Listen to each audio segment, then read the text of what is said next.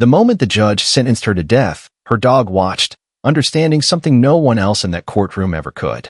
While corrupt men celebrated her downfall, they never imagined that a silent witness had already memorized every dark secret they tried to bury. Now, as powerful forces move to silence the truth forever, the loyal dog prepares to strike where no one expects. Emily couldn't know that the evidence used against her was carefully planted long before her arrest. She had no idea that powerful men in the Bureau manipulated every witness and erased every camera feed.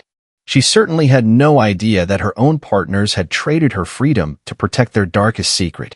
Before we begin, I'd love to know, where are you watching from?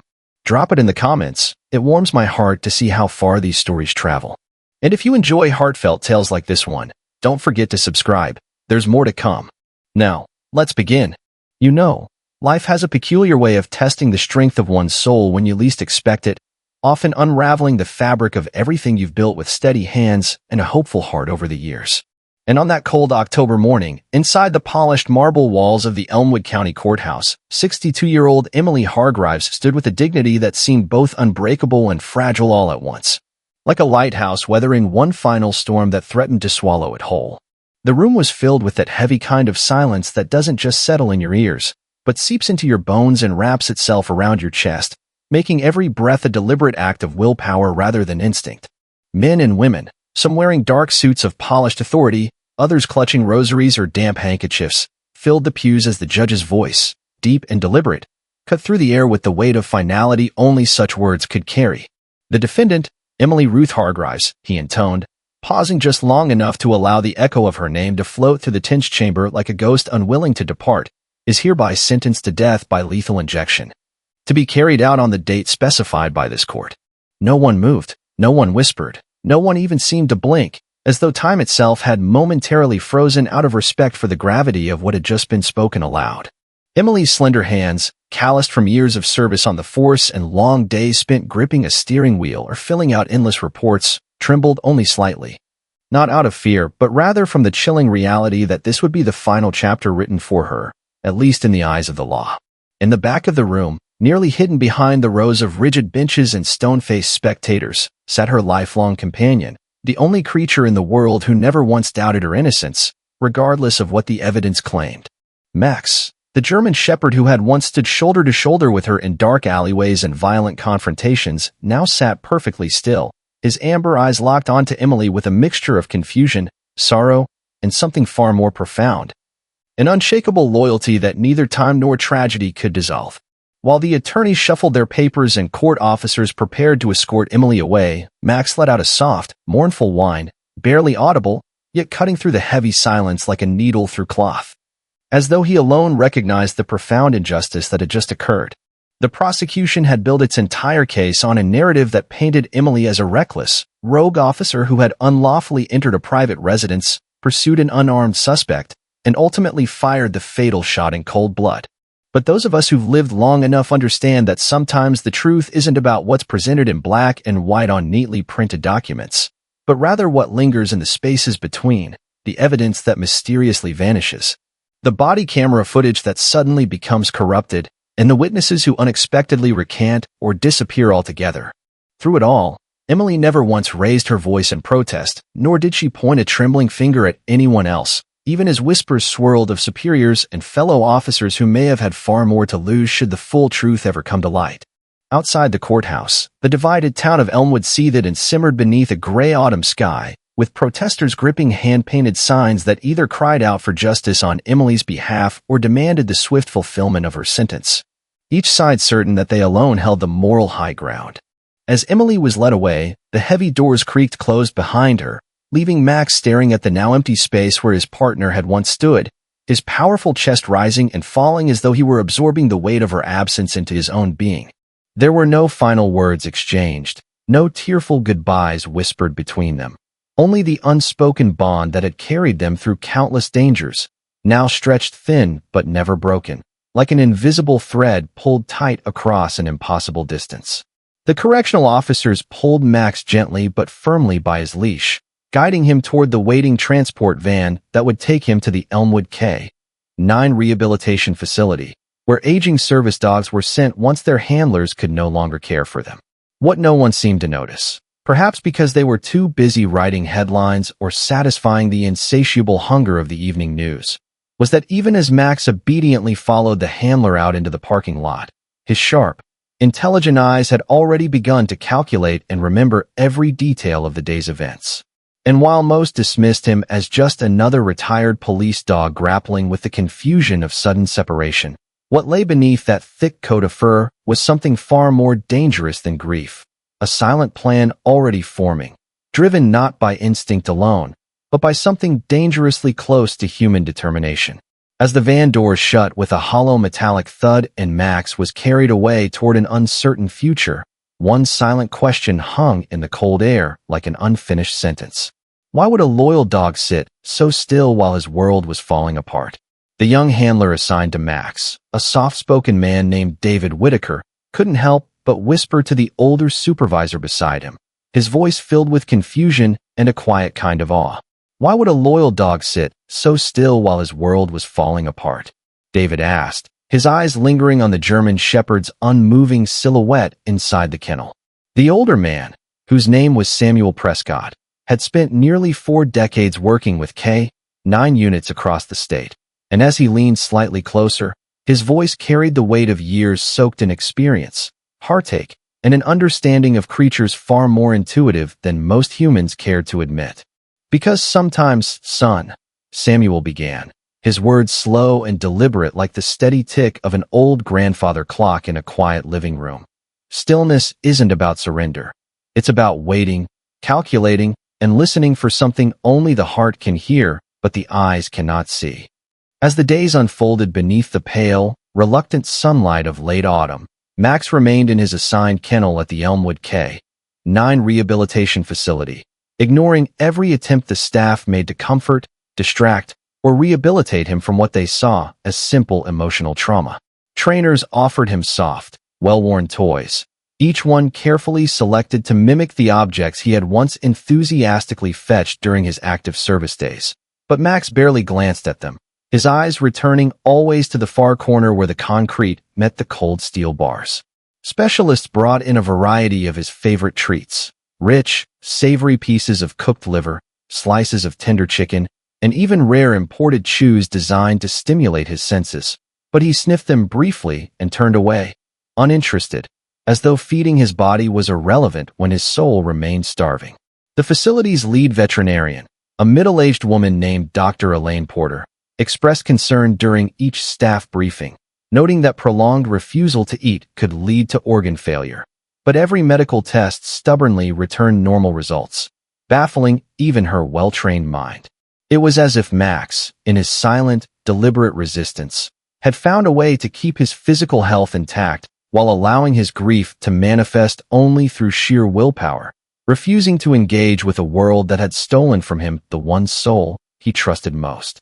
And every evening, as the facility lights dimmed and the younger dogs whined or settled into restless sleep, Max would sit upright, his ears perked, staring through the small barred window toward the distant hills, as though searching for a sign known only to him. The staff speculated endlessly in hushed conversations. Some whispered that perhaps his advanced training made him more susceptible to trauma, while others suggested he might be experiencing something akin to complicated grief, a term normally reserved for humans who've suffered unbearable loss.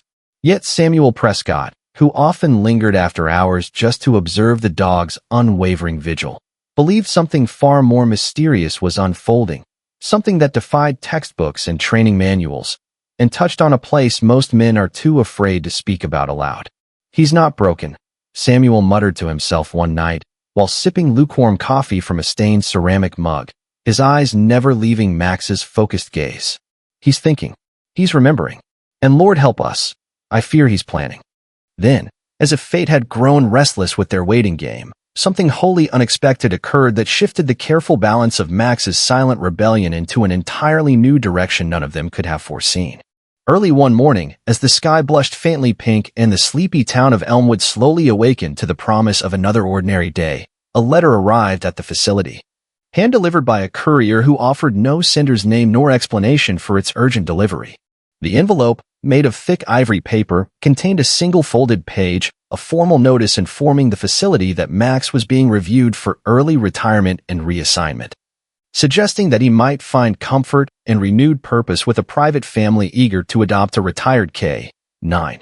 The decision had come not from the usual chain of command, but rather from a higher administrative office located in the state capital, an office unfamiliar to the handlers, yet possessing enough authority to override their recommendations and force the transition.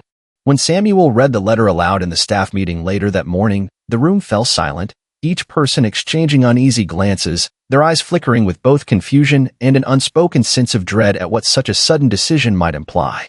David, the young handler who had grown particularly attached to Max despite the dog's constant aloofness, finally broke the silence, his voice trembling slightly as he voiced what many were too afraid to say aloud.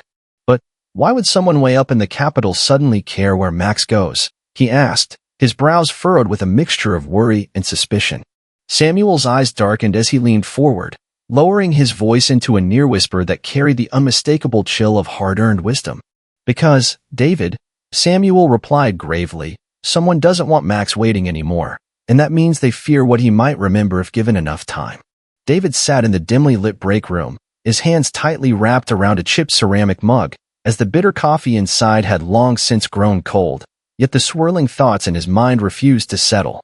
"Samuel," he finally asked, his voice carrying both fear and frustration as his eyes met the older man's steady gaze, "what exactly could Max remember that someone would be so desperate to bury?" Samuel let out a long, deliberate breath, as though choosing his words required careful navigation through a minefield of memories he wished he had forgotten long ago. "David," Samuel began softly, his voice carrying the weariness of a man who had seen too much over too many long, unforgiving years. "Sometimes a dog like Max doesn't just memorize commands or routines, but rather imprints entire moments, sequences, and even faces in ways no human fully understands." As the autumn wind rattled the aging window panes and sent dry leaves scattering across the facility's empty parking lot, Samuel's voice grew quieter but heavier, as though every word carried the weight of an unspoken truth that had been festering in the shadows. "You see, son, Max was there that night," Samuel continued, lowering his voice further until it nearly became part of the room's natural hum. "He saw everything, not just what happened, but who was really there, who was really pulling the strings." David's breath caught slightly in his throat, his heart quickening as the realization began to snake its way into his consciousness, wrapping itself around his nerves with cold, deliberate fingers. "But if Max saw something, why didn't the defense use that?" David whispered, though the question sounded almost naive as it left his lips, like a man asking why the rain falls while standing in the middle of a storm. Samuel's eyes narrowed, and for the first time since David had known him, a flicker of anger broke through the older man's usual calm resolve, like a single flame rising unexpectedly from long-smothered embers.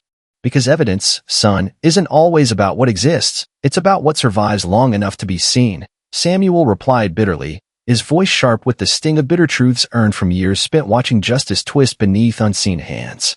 "And sometimes," Samuel added, his voice falling almost to a whisper, "those who orchestrate the destruction of evidence also make sure that any living witness, human or otherwise, gets silenced before their memories can ever matter." As the two men sat in the uneasy silence that followed, neither one able nor willing to voice the full extent of what they were beginning to suspect, a sudden buzzing from the wall intercom broke the fragile moment. The facility's director, a stern and businesslike woman named Marlene Stokes, summoned both Samuel and David to her office with a clipped, almost impatient tone that suggested urgency neither of them found comforting. When they entered Marlene's office moments later, the first thing they noticed was not the woman herself, but rather the two unfamiliar men in dark suits seated opposite her desk, their expressions unreadable and their briefcases resting neatly at their polished shoes. "Gentlemen," Marlene began, gesturing for Samuel and David to take the remaining two chairs, her voice calm but strained, as though she herself had only recently been briefed on the visitor's intentions. "These men," she continued, choosing her words carefully, "are from the State Law Enforcement Oversight Committee. They've requested an immediate transfer authorization for Max." David instinctively opened his mouth to object, but Samuel placed a firm hand on his shoulder, silently urging him to listen before reacting, a habit learned from decades of watching people reveal more when given enough rope. The taller of the two men, whose government badge identified him only as Special Agent Barnes, spoke with the kind of practiced neutrality that revealed nothing yet commanded attention, like the slow turn of a loaded revolver in an old Western film. "This is a routine matter," Agent Barnes explained, his tone smooth like oil poured over cold stone. "We've identified a private placement option better suited to Max's current psychological state. The paperwork has already been processed."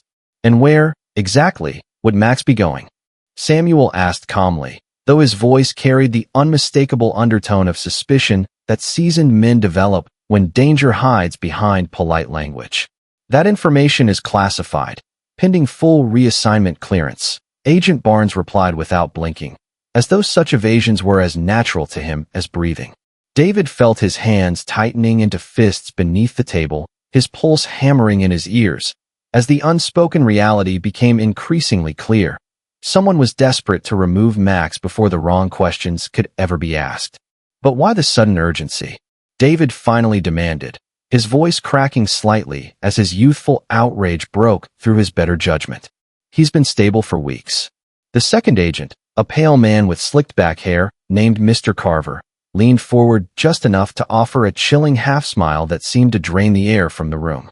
"Let's just say," Mr. Carver murmured, his voice soft as silk yet sharp as a blade, "it's in everyone's best interest that Max not remain here any longer than necessary." As the agents stood to leave, their briefcases clicking shut with mechanical precision, Marlene offered no objection, her expression carefully neutral, though her eyes betrayed the unease she dared not voice aloud. When the door finally closed behind them, David exhaled sharply, as though releasing a breath he didn't realize he'd been holding for far too long. Samuel leaned back slightly, his voice low but steady, as though speaking a thought he knew was already forming in David's mind. "Now, son," Samuel said quietly, "are you starting to see that this isn't about protecting Max, but about protecting something much darker?" David's voice trembled slightly as he sat across from Samuel later that evening, the heavy silence of the facility pressing down on them like a weight neither man could fully shake. "But Samuel," David finally asked, his brows furrowed and his words thick with concern, "if this goes as far up as it seems, how can we possibly stop it?" Samuel, who had seen more betrayals unfold behind polished mahogany doors than he cared to count, folded his calloused hands slowly, his eyes reflecting the kind of solemn wisdom born only from watching the world twist itself into knots for decades. "David," he began, his voice low and calm, like the steady rhythm of rain tapping against an old windowpane during a long southern storm. "When something wicked reaches high places, it tends to leave cracks beneath it, small fissures where the truth leaks out for those patient enough to listen." Outside the office, the sun had long since slipped beneath the distant hills, casting long shadows across the gravel lot where the K-9 vans rested like silent sentinels waiting for orders they neither questioned nor understood.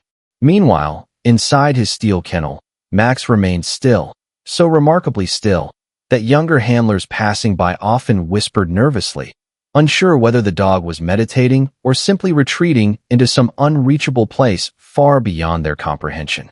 But Samuel knew better. He could feel it in his bones, the way old men sense a shift in the wind before a storm arrives, a quiet kind of knowing that doesn't require words or evidence, only instinct and the memory of what evil men are capable of hiding. As the staff gradually retired to their quarters, David lingered beside Max's kennel, observing the dog's unmoving figure, his mind racing through fragmented thoughts that refused to quiet themselves. "Max," David whispered softly, almost ashamed at how desperate his voice sounded in the stillness. "What are they so afraid you might reveal?" Though Max made no sound, his amber eyes slowly shifted toward David, locking onto the young man with a piercing stare that carried more weight than 1,000 spoken words could have ever delivered. It was at that precise moment that an idea, wild and dangerous, began to form within David's mind, the kind of reckless inspiration born not from logic, but from a deep, gnawing sense that time was running out far quicker than any of them had realized. The following morning, under the thin cover of pre-dawn mist, David approached Samuel before the facility officially opened, his heart pounding as he laid out the desperate plan that had kept him awake through the long, restless night. "If we don't move him ourselves," David whispered urgently, glancing around the empty break room as though the walls themselves might be listening.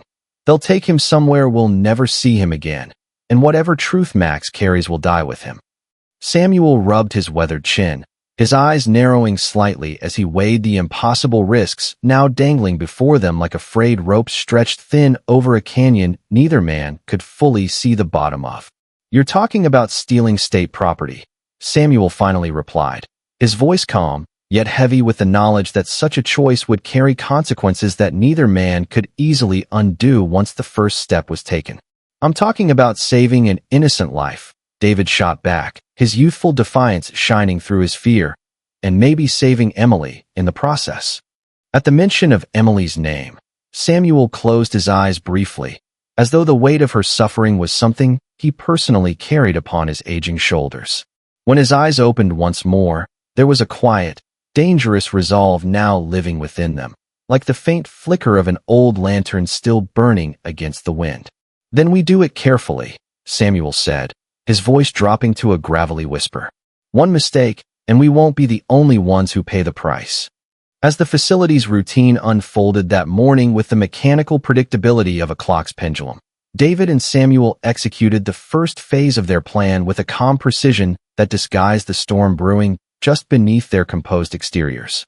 Samuel subtly manipulated the shift assignments, ensuring that David would have sole responsibility for Max's late evening feeding and final inspection before lights out. A simple administrative change that drew no attention but granted them the window of opportunity they desperately needed. Meanwhile, David secretly prepared an old, unmarked transport crate, one that hadn't been used in years but still bore the faded stencil markings of the department's retired K-9 transfer unit, a relic from a time before everything had grown so dangerously complicated. As nightfall finally blanketed the facility once more, Samuel stood watch from the outer perimeter while David moved swiftly yet silently through the dim corridors, his heart pounding fiercely as each creaking floorboard threatened to betray their intent. When David finally reached Max's kennel, the German shepherd was already standing, as though he had been waiting for this precise moment all along, his eyes alert and unwavering. "All right, partner," David whispered as he unlatched the steel door, his voice tight with emotion. "We're going for a ride."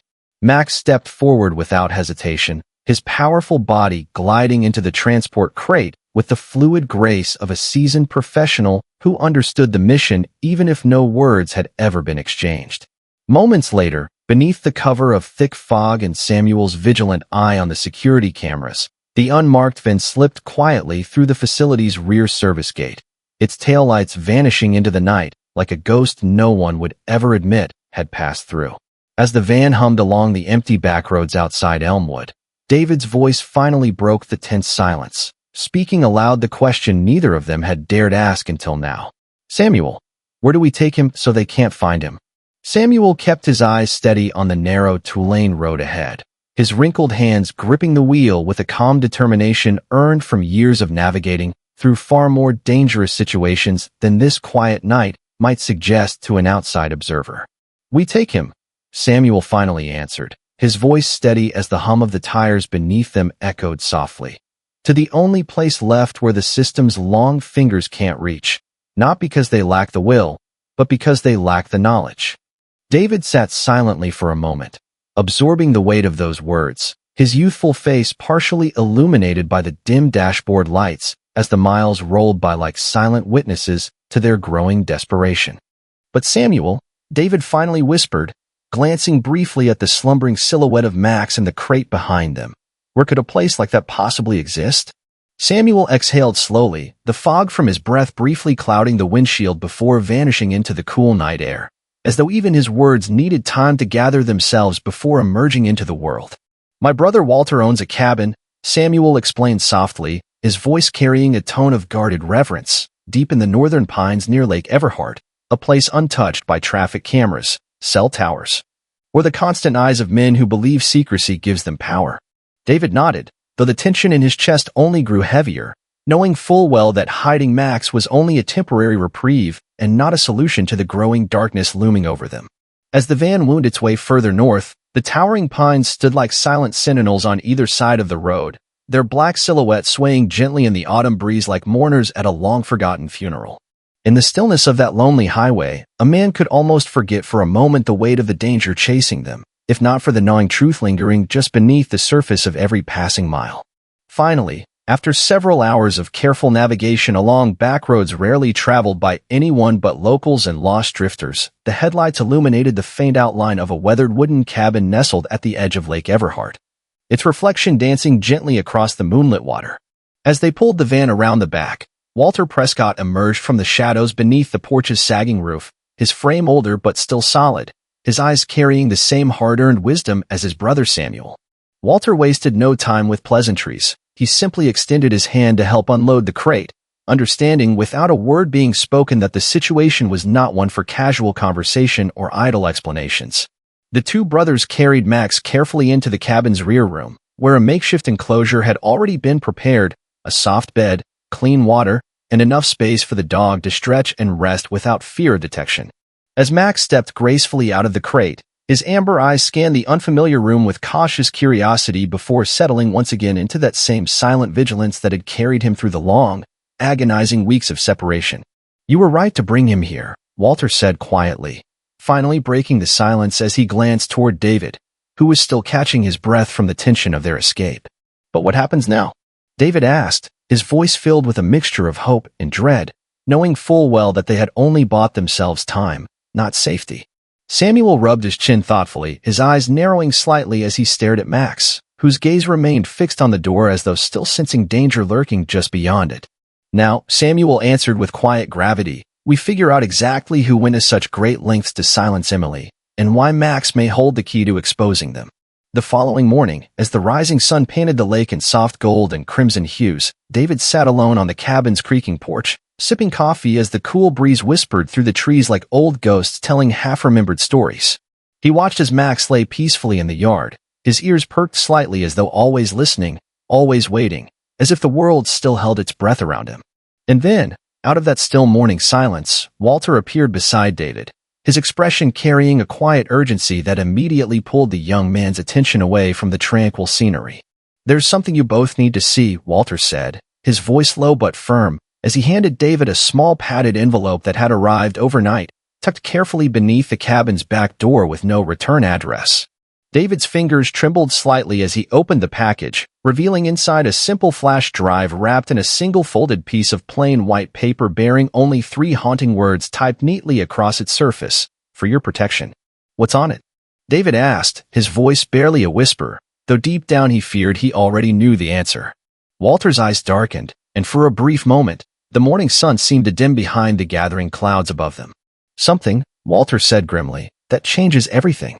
David stared at the tiny flash drive resting in his open palm, the weight of its potential secrets far heavier than its physical form could ever suggest, as the early morning breeze rustled the tall pines around them like nervous whispers carried on ancient winds.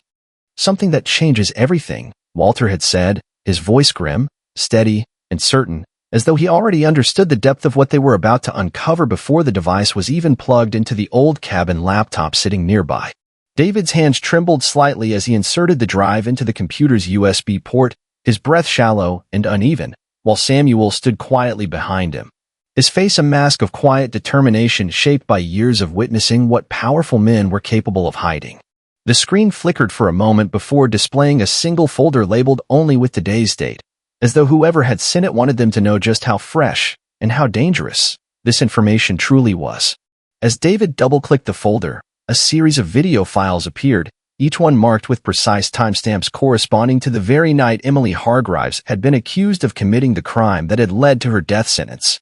The first video began to play, its grainy footage revealing an angle none of them had ever seen before.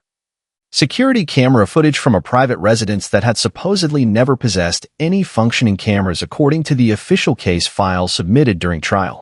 The 3 men watched in heavy silence as the footage unfolded, showing not Emily breaking into the house as prosecutors had argued, but rather a team of masked men already inside, systematically removing boxes and equipment from the property before Emily even arrived on scene. It was painfully clear that Emily had stumbled into something far larger than a simple burglary call, something involving individuals with enough reach to not only orchestrate the crime but also erase its evidence from public record entirely. In the corner of the frame, partially hidden behind the fleeing intruders, stood a man wearing a dark overcoat, his face mostly obscured beneath the brim of his hat, yet unmistakable to anyone who had ever studied the investigation's key players.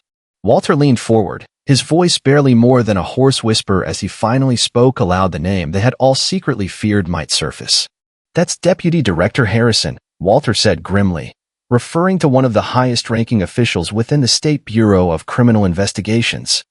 A man whose public reputation remained untarnished despite whispered rumors that had long followed him like shadows at dusk. David's pulse quickened as a wave of nausea rolled through him, his mind struggling to process the staggering implication of what they were seeing with their own eyes, proof that Emily had been framed by forces far more powerful than anyone dared to challenge openly. But why? David asked softly, his voice raw with disbelief as he turned towards Samuel, who continued to watch the footage with narrowed eyes and clenched jaw.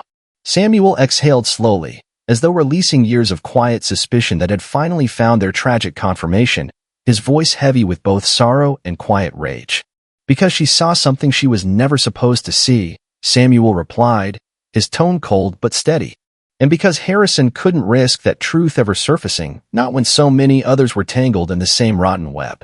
As the video continued playing, a second angle appeared, this time revealing something even more chilling: Max, fully alert, positioned between Emily and the masked intruders.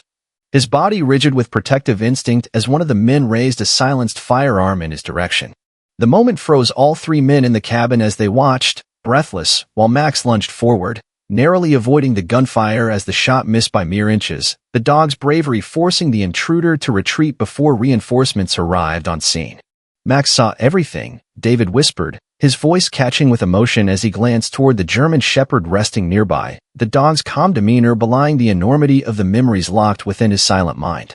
Samuel nodded slowly, the lines etched deep into his face hardening further as he processed what the footage had just confirmed beyond doubt.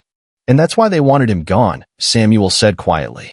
"Because even if his memory couldn't speak aloud in words, his behavior, his loyalty, threatened to expose the lie they spent so much to protect." Walter rubbed his tired eyes before adding in a grim, almost defeated tone, "And now, the fact that we possess this footage puts all of us directly in their crosshairs." The weight of that truth settled over them like a thick blanket, suffocating and heavy, as each man silently wrestled with the terrible reality of what their next move might bring upon them. And then, as if summoned by the growing tension, Max suddenly stood from his resting place near the corner, his ears perked and eyes narrowed as he faced the front window, releasing a soft but unmistakable growl that instantly set their nerves on edge. "What is it, boy?" David asked nervously, his voice barely above a whisper as he followed Max's gaze toward the tree line beyond the cabin. Walter moved quickly toward the window, carefully pulling the curtain aside just enough to peer into the dim morning light, his sharp eyes scanning the dense forest with growing suspicion. "We've got company," Walter said grimly, his voice low and steady as he watched two black SUVs creeping slowly along the narrow dirt road approaching the cabin's concealed driveway. David's stomach twisted into knots, his heart pounding fiercely as he turned towards Samuel, his voice cracking under the pressure of their rapidly unraveling situation. "Samuel, how did they find us?" Samuel's face tightened with the kind of quiet anger that only a man who has lived through too many betrayals can fully understand. His jaw clenched as he slowly pulled David away from the window's narrow line of sight. "They found us," Samuel said, his voice low and deliberate like distant thunder rolling across the horizon, "because these men have eyes everywhere, even in places we once believed were safe from their reach." David's breath caught in his throat as the weight of Samuel's words settled heavily upon his shoulders, the full measure of their vulnerability now laid bare before them with terrifying clarity. "But we were so careful," David whispered, his voice strained as fear began to coil inside his chest like a tightening snake. "No phone calls, no credit cards, no paper trail. How could they track us here?" Walter, who had remained deathly still by the window, continued scanning the approaching SUVs as he answered, his voice steady yet grim.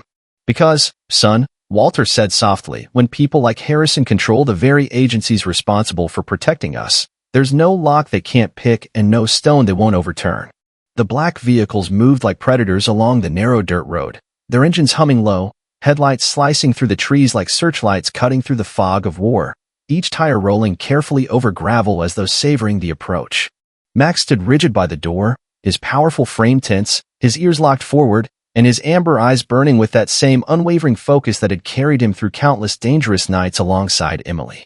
As the first SUV crept closer, Samuel grabbed an old duffel bag from beneath the cabin's table, revealing a carefully wrapped hunting rifle and 2 loaded pistols, relics from his youth he had never thought he'd need again. "Take this," Samuel said, pressing one of the pistols into David's trembling hands, his voice calm but firm, as though preparing the young man not for a fight, but for survival itself. David hesitated, staring at the cold weight of the weapon in his palm, his breath shallow as a wave of dread washed over him, challenging every instinct he had relied on his entire life. "I've never," David started, but Samuel's voice cut through his fear like a steady hand gripping his shoulder in a moment of crisis. "You won't fire unless you must," Samuel said quietly, his gaze locked onto David's wide eyes. "But you will defend that dog, and you will defend the truth, because now we know too much to ever turn back." Walter quickly barricaded the front door with an old oak beam, its creaking weight settling into place like the final move in a game that could only end one way, either with freedom or with tragedy. Outside, the SUVs came to a halt, their doors opening in synchronized precision as 4 men in dark suits stepped out, each one scanning the area with trained eyes that betrayed their true nature. They were not ordinary lawmen, but enforcers of something far more sinister. One of the men, taller than the others and wearing thin black gloves despite the mild weather, raised a small loudspeaker to his mouth, his voice amplified across the clearing as though designed to carry more intimidation than information. "Samuel Prescott," the voice boomed, smooth and rehearsed like a man who had delivered such ultimatums many times before, "you are harboring state property and classified evidence. Surrender the dog and the external drive immediately, and no further charges will be filed." Samuel stood motionless, his face like carved stone, while David's pulse hammered in his ears, his sweaty fingers tightening around the cold metal of the pistol in his grip. Walter leaned closer, his voice a quiet whisper filled with restrained fury. "They won't leave without Max," Walter said, his eyes still locked on the armed men outside. "They've come to erase every last threat." The voice outside spoke again, this time with the thin veneer of civility stripped away, revealing the raw authority of men accustomed to bending the law for their own survival. "You have 60 seconds, the voice declared coldly, "after which we will enter by force. You know we will not hesitate." Inside the cabin, a heavy silence followed, broken only by the soft creaking of the wooden walls and Max's low, warning growl echoing like a distant drumbeat of resistance in the small room. David's hand shook as he turned towards Samuel, his voice raw with desperation as the seconds ticked away like a fuse burning toward an inevitable explosion. "Samuel, what do we do?"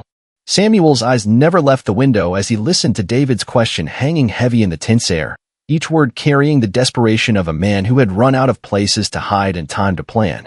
"What do we do?" David had asked, his voice brittle beneath the weight of dread that now clung to all of them like a suffocating fog. Samuel answered with the kind of quiet certainty that only men who have lived through darker nights than this can summon from deep within themselves when no good options remain. "We hold them off, son," Samuel said softly, his words rolling out like the slow pull of a river current, steady but unrelenting. "We hold them long enough for the truth to breathe." Outside, the agents remained perfectly still, their black vehicles gleaming beneath the gray sky, the threat of violence hanging thick in the early morning air like the charge before a summer thunderstorm. Walter stepped beside his brother, gripping his old hunting rifle with hands that, though aged, remained steady with purpose, his face carved with the lines of a man who understood the price of silence far too well. "They will breach soon," Walter said quietly, his voice stripped of fear but heavy with resolve. "They came to erase witnesses, not to negotiate." David swallowed hard, feeling his pulse pound against the sides of his neck as if his very heartbeat now counted down the remaining seconds before everything shattered around them. The moment stretched thin as the sound of boots crunching over gravel echoed outside, each measured footstep announcing the tightening noose being drawn around the cabin's fragile defenses. Inside, Max stood motionless near the door, his body tense but controlled, his ears perked with laser focus, as though instinctively sensing not just danger, but the intentions behind it. Samuel reached into the duffel bag once more, pulling free a small satellite phone, a device few civilians even possessed, and handed it to David with quiet urgency. "You listen to me now," Samuel said, his voice lowering into something almost fatherly, though filled with the gravity of final instructions.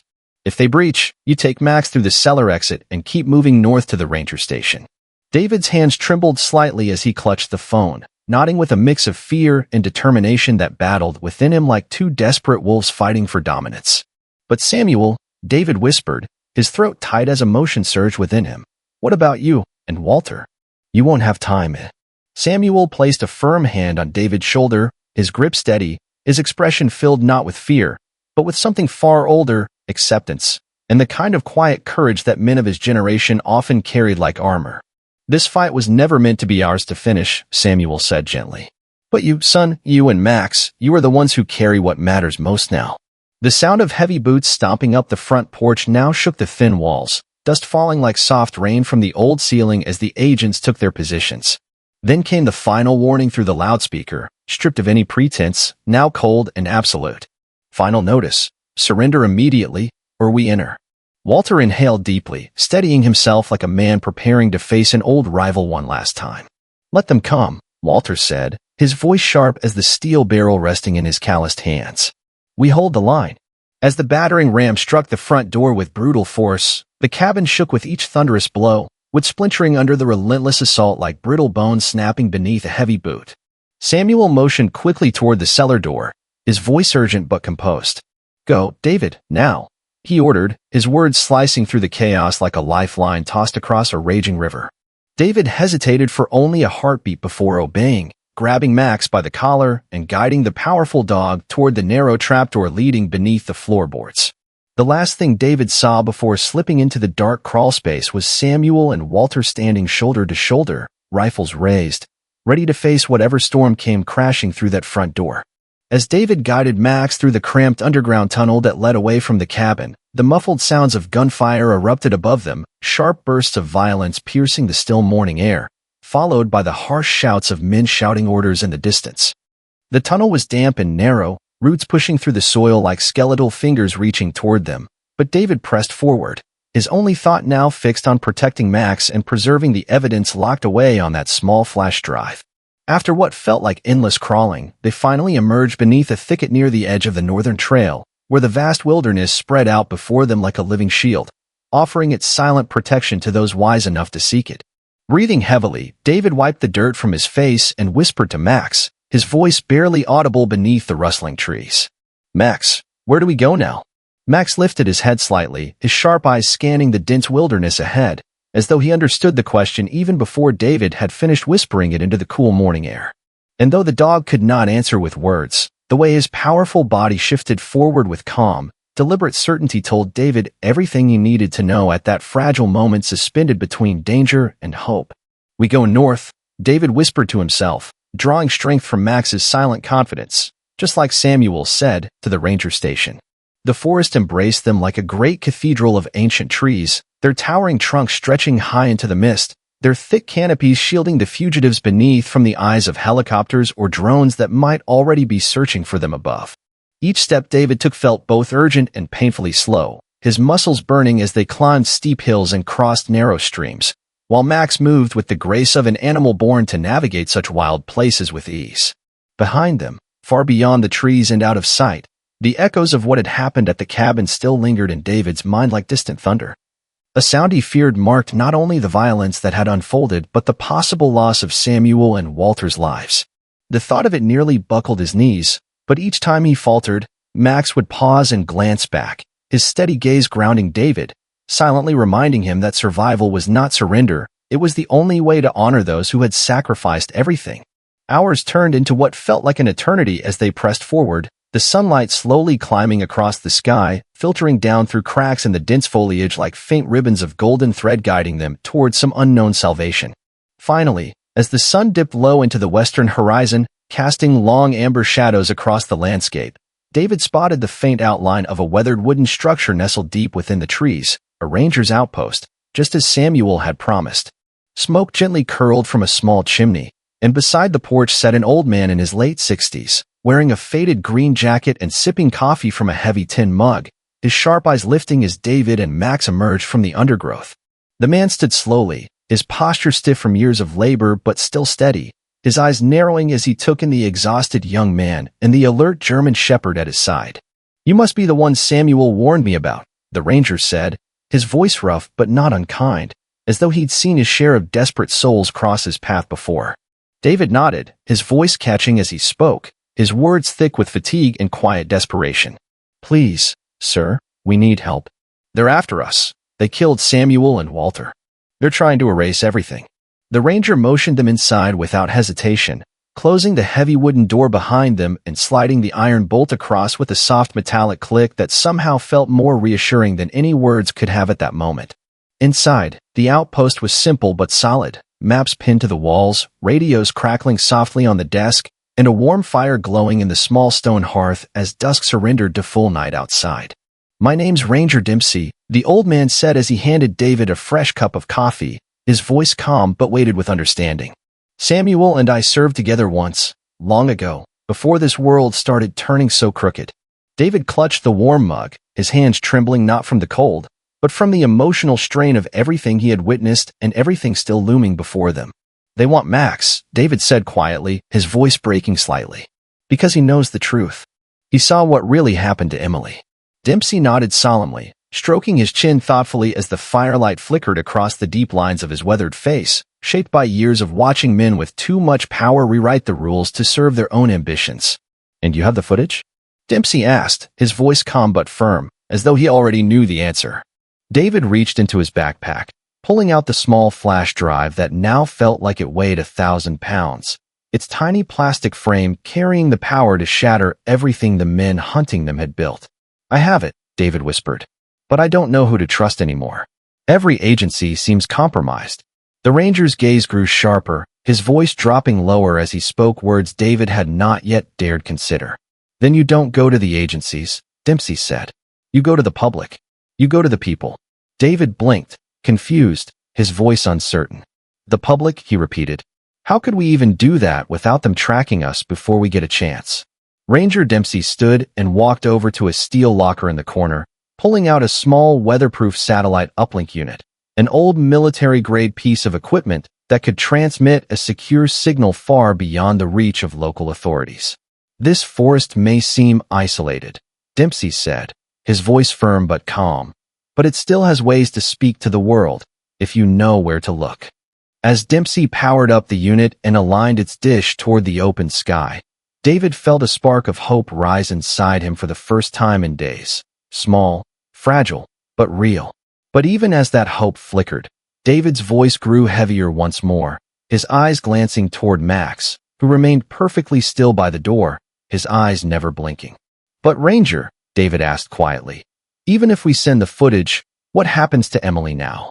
Ranger Dempsey didn't answer right away, choosing instead to let David's question settle heavily into the space between them, like dust slowly drifting through a quiet, sunlit room where painful truths had waited far too long to be spoken aloud. What happens to Emily now? David had asked, his voice carrying not just worry but a kind of exhausted hope, one that feared being crushed but clung to life nonetheless. Dempsey finally exhaled deeply, his tired eyes fixed on the small satellite uplink as its steady light blinked in rhythm, signaling that their transmission had begun. David, Dempsey said gently, his voice warm yet edged with the kind of sorrow that only a man well acquainted with the world's cruelty could carry. If the world sees what we've seen, if the people finally witness the truth they've been denied, then her fate will no longer belong to men like Harrison. As the data transferred securely into a waiting journalist's encrypted network far beyond the corrupt walls of their state's crumbling institutions, David felt the full weight of what they had done press against him, not as fear this time, but as something dangerously close to relief. Outside, Max continued to sit by the door, his powerful frame motionless, his eyes sharp and alert as though sensing that his long vigil, one that had begun the moment Emily was dragged from that cold courtroom, was finally approaching its end. Hours passed beneath the canopy of ancient trees, as the sun rose higher and the satellite dish quietly powered down, its task completed like a silent messenger returning home after delivering news that could not be unheard. And then, as though summoned by the very truth they had released, the first breaking news reports began flashing across the battered television set inside the ranger's cabin, small at first, scattered like sparks from a dying fire, but growing larger and hotter with every passing minute. National outlets carried headlines no one had dared to imagine only days before. their voices breaking through the thick fog of carefully constructed lies that had shielded men like Harrison for years from the consequences they so richly deserved. New evidence suggests Officer Emily Hargreaves was framed in high-level corruption scandal involving State Bureau officials. Whistleblower video released. Deputy Director Harrison implicated in criminal conspiracy. Public outrage mounts. Demand for immediate retrial and accountability. David watched in stunned silence as one reporter after another dissected the footage they had carried through so much blood, fear, and sacrifice to bring into the light. His breath caught in his throat as live footage appeared showing crowds gathering outside the state capitol building. Ordinary people from every corner of the state, no longer divided by fear or misinformation, but united by something far more powerful, the undeniable weight of the truth. In the days that followed, warrants were issued, arrests were made, and one by one, those who had hidden behind polished titles and powerful friends were marched in handcuffs before the very cameras that once reported only what they allowed to be told. And then, at long last, came the announcement David had prayed for but never fully dared to expect. Today, the state Supreme Court has unanimously vacated the wrongful conviction of Officer Emily Hargreaves, citing overwhelming evidence of prosecutorial misconduct, evidence tampering, and conspiracy at the highest levels of law enforcement. Inside her cold prison cell, Emily sat alone as the news reached her, tears welling in her tired eyes, not from sadness this time, but from the impossible, overwhelming rush of hope returning to a heart that had spent so long abandoned in the dark. When the guards came to escort her, this time their faces showed not contempt or cold indifference, but something far different, respect, and perhaps even quiet shame. The doors that once sealed her fate now swung open beneath the bright sun of a new morning. And as Emily stepped forward, she saw him waiting, just as she somehow always believed he would be. Max stood beside David at the prison gates, his tail still, his amber eyes locked onto her as though afraid to believe she was truly free until she drew close enough for him to smell her once more. And when she did, his powerful body shuddered slightly before surging forward, pressing into her with the full weight of 1,000 unspoken days apart. A reunion that neither words nor time could ever fully describe.